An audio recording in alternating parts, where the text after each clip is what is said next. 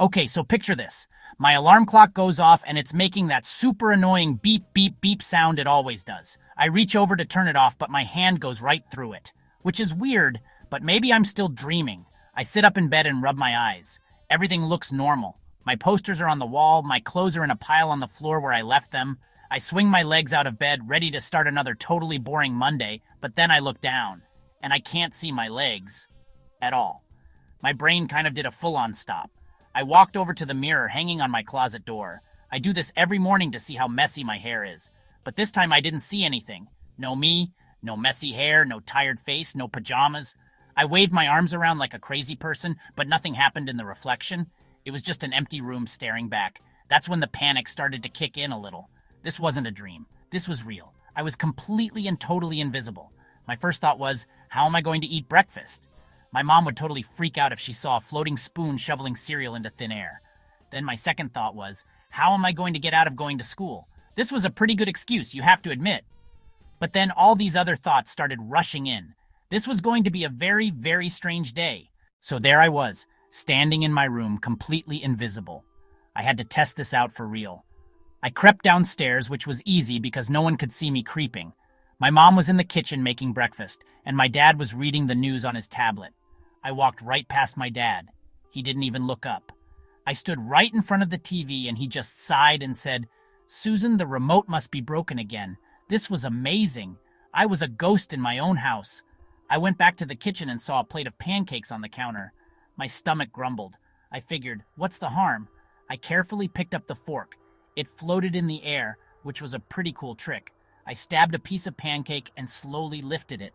I watched my mom's eyes go wide as she saw a piece of her perfect pancake just lift off the plate and hover there. She just stared at it, her mouth open.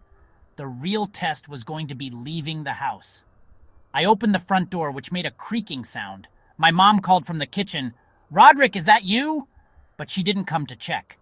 I slipped outside into the cool morning air. It felt weird to be outside in my pajamas, but then I remembered nobody could see me, so it didn't really matter what I was wearing. I walked down the street, and Mrs. Heffley from next door was watering her plants. I walked right past her, and she didn't even flinch. Once the shock wore off a little, my brain immediately switched to one thing: pranks. Being invisible is basically a superhero power for a professional prankster like me. My first target was obvious: Roderick. He's always playing tricks on me, so it was definitely his turn. I snuck back into the house and went up to his room. He was still sound asleep, snoring like a bear. I picked up one of his drumsticks. It felt light in my invisible hand. I reached over and gave his alarm clock a little tap. "Mom, Greg's in my room." I managed to sneak onto the bus when it stopped at the next corner. I found a spot near Patty Farrell. She's always so perfect and annoying. I waited until she was talking to her friends, and then I gently untied her shoelace. A few minutes later, when she stood up to get off the bus, she tripped flat on her face. Everyone laughed, and for once, it wasn't at me. I have to admit, it felt pretty good. The best prank of the day happened in Mr. Harrison's history class. He's one of those teachers who gets really mad if you even breathe too loudly. He was writing on the chalkboard, his back to the class. I tiptoed up to the front of the room, picked up a piece of chalk from the tray, and wrote, "Mr. Harrison smells like old cheese," right underneath what he had written. The class was totally silent for a second, and then a few kids started to snicker. Mr. Harrison turned around, saw the writing, and his face got all red. After a full morning of causing chaos, I started to realize that being invisible wasn't all fun and games. For one thing, it's really hard to get around. People don't exactly look where they're going when they can't see you. I almost got trampled in the school hallway during class change at least 5 times.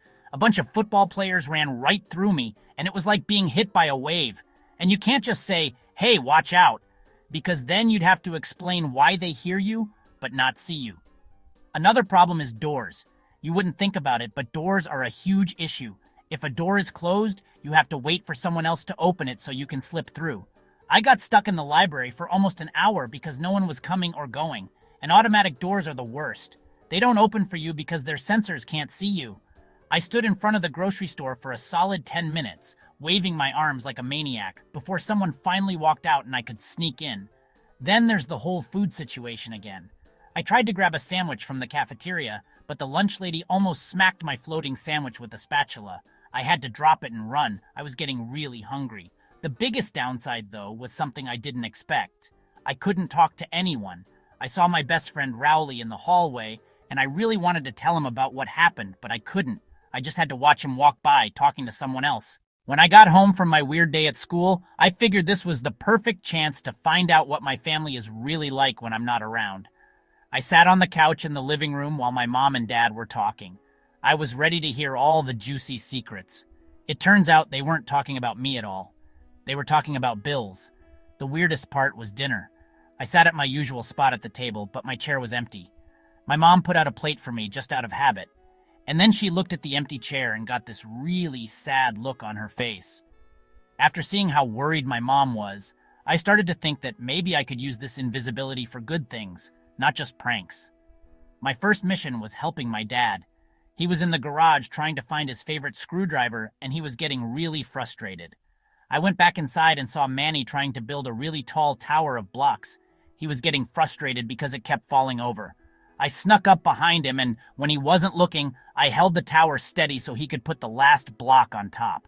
He clapped his little hands and looked so happy. Even though being a secret helper was cool, I couldn't ignore the temptation to use my power for, well, less noble purposes. My first big test was the new Omega Burst video game that just came out. My parents said it was too expensive and that I had to save up my own money for it, which would take forever. I was outside on the sidewalk holding a brand new video game that I didn't pay for. At first, I felt a rush. I did it! I got away with it. But then a really bad feeling started to creep in. It was guilt. So with a heavy heart, I had to do one of the hardest things ever. I had to sneak back into the store and put the game back on the shelf without anyone seeing me. I managed to slip it back into its spot, and as soon as I did, I felt a huge wave of relief. Just because you can get away with something doesn't mean you should. After a few days of being invisible, the novelty started to wear off completely. The biggest problem was the loneliness. It was a kind of loneliness I had never felt before. I went to Rowley's house and watched him play video games by himself. I wanted to grab the other controller and join him so badly, but I couldn't. I just sat there in silence watching my best friend. He looked kind of bored, and I knew it was because I wasn't there. It made me realize how much I took our friendship for granted.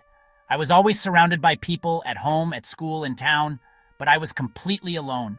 I could hear every conversation, see every secret look, but I couldn't be a part of any of it. I was just a spectator in my own life, and it was awful. The worst part was realizing that I was disappearing in more ways than one. Since no one could see me, no one talked to me, no one asked me how my day was, no one called my name, it was like I didn't exist anymore. I started to think about what would happen if this was permanent. Would I just be a ghost forever, floating around, watching the world go on without me? It was a terrifying thought. Being invisible wasn't a superpower. It was a curse. Let's say one morning I woke up and I was visible again. I could see my own hands and feet, and my reflection was back in the mirror, messy hair and all. After the initial shock and relief, I think I would be a different person. I wouldn't take the small things for granted anymore. I'd be happy just to have Rowley see me and wave from across the cafeteria. I'd even be happy to argue with Roderick. I'd understand that being seen, really seen by the people you care about, is a gift you have every single day. Having the power of invisibility taught me a lot. It showed me that power isn't about what you can do for yourself, but what you choose to do for others. Doing the right thing when no one is watching is maybe the most powerful thing a person can do. That's the real test of who you are. It also made me think about responsibility. A power like invisibility is a huge responsibility. The temptation to do bad things would always be there. It would be a constant battle between what's easy and what's right. It's a heavy weight to carry, even if you're invisible. So, it leaves me with one final thought, and it's a big one. Imagine it was you. Imagine you woke up tomorrow and you were completely invisible. After the initial fun wore off and you realized what you could really do, what would you choose? Would you be a prankster, a spy, or a thief? Or would you be a secret helper, a guardian angel? How would you handle the power and the loneliness? What kind of invisible person would you be? It's something to think about, because how you answer that question says a lot about who you really are.